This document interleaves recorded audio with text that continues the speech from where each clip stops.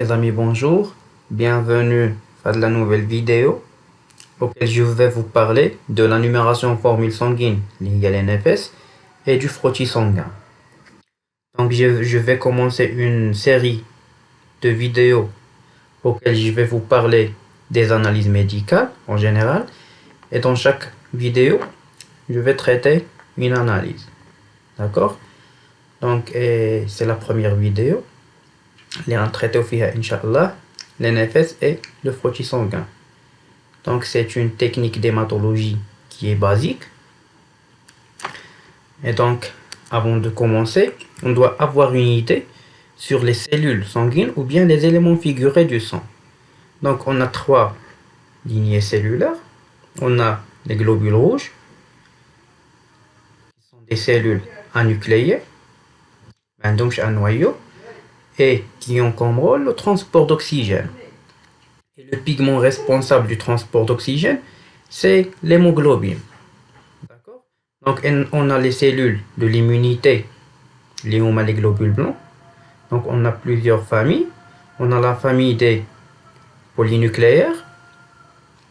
Donc, il y a trois sous-types. On a les polynucléaires neutrophiles. On a les polynucléaires eosinophiles. Et on a les basophiles. Donc, chacune de ces cellules a ses caractéristiques. On a les lymphocytes, les deux types des lymphocytes, les lymphocytes T et B, et on a les monocytes. Et la troisième lignée, c'est les plaquettes du sang, qui ont un rôle dans la coagulation du sang. C'est bon. Donc, c'est quoi la numération formule sanguine? Donc, c'est simple, c'est le comptage des cellules et des caractéristiques cellulaires. Donc, il existe des machines qui permettent le comptage, que ce soit des globules rouges, des globules blancs et des plaquettes. Donc, on a besoin juste d'un simple prélèvement sanguin et la machine fait le reste. Et c'est à nous d'analyser les résultats. Donc, par exemple, ici, on a un bilan NFS normal. D'accord? Donc, d'un patient qui ne présente aucune pathologie. Donc, ici, on a le nombre des globules blancs, des globules rouges. Donc, l'hémoglobine, comme j'ai déjà dit, c'est le pigment responsable. Donc au-dessous de 13 ou bien à peu près de 11, le patient présente une anémie. Et aussi, on a les paramètres des globules rouges, que ce soit le volume globulaire moyen, qui est le volume moyen des globules rouges, ou bien le TCMH, qui est la teneur corpusculaire moyenne en hémoglobine, le CCMH, qui est la concentration corpusculaire moyenne en hémoglobine. Donc, ce sont tous des paramètres, bien des caractéristiques des globules rouges. Donc, ici, on a les globules blancs, le nombre en général, et ici, on a les familles, ou bien les sous-types des globules blancs. Donc, on a les polynucléaires neutrophiles, les eosinophiles, les basophiles, les lymphocytes et les monocytes. Et ici, on a le nombre des plaquettes. Donc là, comme j'ai déjà dit, on est devant un patient qui ne présente aucune pathologie. Donc ici, on a un autre bilan NFS qui contient un nombre de globules blancs qui est très élevé par rapport aux normes. D'accord? Donc ici, on a les globules blancs en général. Donc on doit chercher quel sous-type ou bien quel type de cellule. Ici, on passe à la formule leucocytaire. On observe qu'on a les polynucléaires neutrophiles qui ont un nombre qui est élevé par rapport aux normes. D'accord? Et donc, si on a des augmentations, on a une telle pathologie. Si on a des diminutions, on a une pathologie. Par exemple, si on est devant un grand nombre de polynucléaires neutrophiles, on pense directement à une infection bactérienne. C'est bon? Donc, après cette étape, donc là on est, comme j'ai déjà dit, devant une NFS, une numération formule sanguine. Donc on doit confirmer le résultat, d'accord? Donc, et la confirmation de la numération formule sanguine se fait avec une technique manuelle qui est le frottis sanguin, d'accord? Donc c'est un examen qui est morphologique et qui est qualitatif. Donc c'est pour vérifier la forme des cellules. Est-ce que c'est la forme c'est normal ou pas? Et aussi c'est un examen quantitatif. Donc il permet le comptage des cellules pour s'assurer de cette formule leucocytaire ici. Donc on passe par un comptage des cellules pour vérifier ou bien pour s'assurer de cette formule leucocytaire. Donc le matériel utilisé, donc on a besoin d'un prélèvement sanguin, d'accord, des lames, des lamelles et des colorants. Donc si on est devant une coloration qui est rapide, donc on passe par une fixation et puis une coloration par l'iodine et puis par le drap, ou bien par la coloration la plus connue, c'est la coloration MGG. C'est la coloration de Mike-Reynolds Giemsa. Et on a besoin d'un microscope optique. Donc le sang est obtenu par un prélèvement ou bien par une prise de sang périphérique classique.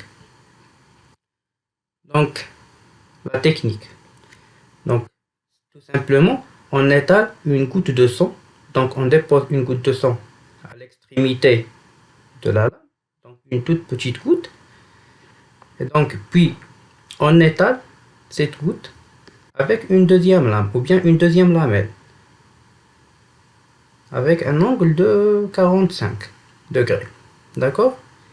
Donc c'est la technique normalement, c'est très simple. Donc à la fin, on obtient un frottis sanguin. Normalement, un frottis sanguin, un bon frottis sanguin, il a de l'aspect, d'accord?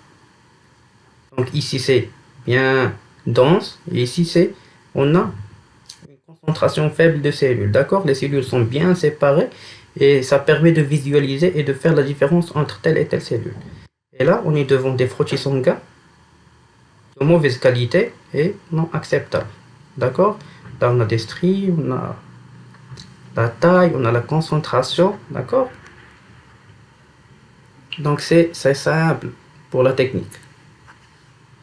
Donc là, pour la coloration, donc premièrement l'étalement, et ici on a la coloration. Donc pour la coloration, c'est simple, donc c'est une série de rinçages des lames, que ce soit dans les cols, ici par exemple dans le fixateur, et puis après dans l'iosine, et puis dans le bleu drap. D'accord? Ici dans le cas d'une coloration rapide, et dans le cas de la coloration MGG,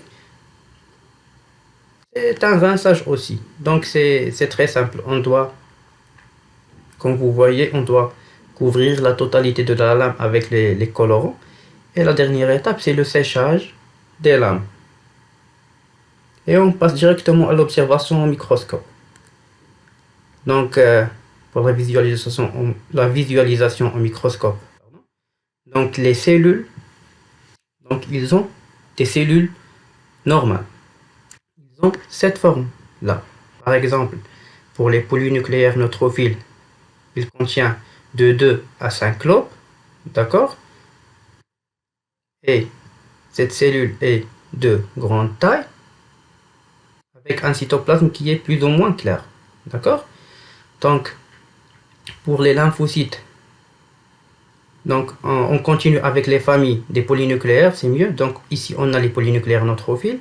Pour les polynucléaires eosinophiles, c'est aussi la cellule contient des lobes, mais avec un cytoplasme qui contient des pigments en rose, d'accord? Donc ça se voit clairement ici, le cytoplasme en rose. Voilà. Et pour les polynucléaires basophiles, il contient aussi des lobes avec des granulations de à peu près de grande taille par rapport aux granulations des eosinophiles. D'accord? Et c'est coloré en mauve, plus ou moins. D'accord? Donc ces cellules sont de grande taille. Pour les lymphocytes, c'est une cellule de petite taille avec un rapport noyau-cytoplasme. Donc le noyau, ici comme vous voyez, est plus grand et comme comment dirais-je, il englobe, d'accord, ou bien il couvre la totalité de la cellule. Donc on est devant un tout petit cytoplasme aux extrémités, d'accord. Donc cette cellule est de petite taille et elle contient un grand noyau. Et pour les monocytes, donc là, c'est une cellule qui est de grande taille par rapport aux lymphocytes, avec un noyau ici en croissant, et avec un cytoplasme qui est aussi de grande taille. Donc, pour le comptage des cellules, donc il existe des applications mobiles, d'accord, pour le comptage. Donc c'est simple. Donc par exemple, on compte 100 cellules et on fait le pourcentage, d'accord. Donc c'est simple pour le comptage. Voilà pour la visualisation au microscope. Ici, donc c'est à faible grossissement. Donc c'est clair que c'est à faible grossissement. Donc les cellules sont de très petite taille. Pardon. Donc les cellules sont de très petite taille. Les, les globules blancs sont colorés en mauve. D'accord. Et les globules rouges sont colorés en rose. Plus ou moins en rose. D'accord. Donc ici, on est devant un très grand nombre de globules blancs. D'accord. C'est à peu près 100 fois supérieur à la valeur normale.